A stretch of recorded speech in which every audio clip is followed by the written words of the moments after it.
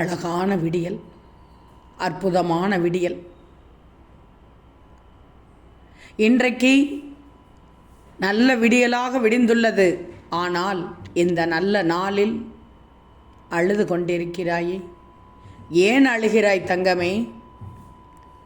உனக்காக அழுவதற்காகவே இந்த சாயி இருக்கும்போது நீ எதற்காக அழுகிறாய் மகளே? உனக்கு நன்மைகளை வாடிக்கையாகவே நான் செய்து தரும்போது துன்பத்தை நினைத்து, கஷ்டத்தை நினைத்து நீ புலம்புவது வேடிக்கையாக அல்லவா தெரிகிறது? கொஞ்சம் கோபம்தான் எனக்கு தங்கமே. ஆனால் இமைப்பொழுது உன்னை கைவிட்டேன். நீ பெருந்துன்பத்தில் சிக்கிக் கொண்டாய். இனி ஒரு பொழுதும் உன்னை விட்டு விலக மாட்டேன். எனவே இன்று முதல் உனக்கு சோதனை விளக்கம் என்பதை உணர்ந்து ஆறுதல் கொள்.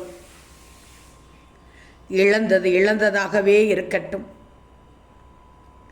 நான் இனி தரும் ஆசீர்வாதங்களை எண்ணிப்பார், நினைத்து பார்ப்பாய். அற்புதம் நடந்த பின் உனக்கு சொத்து சுகங்கள் மிக வேகமாக வளரும். மக்களும் உறவுகளும் அதிகமாவார்கள். உன்னை நம்பி உன் உதவிக்காக காத்திருப்பவர்களின் எண்ணிக்கையும் அதிகமாகும்.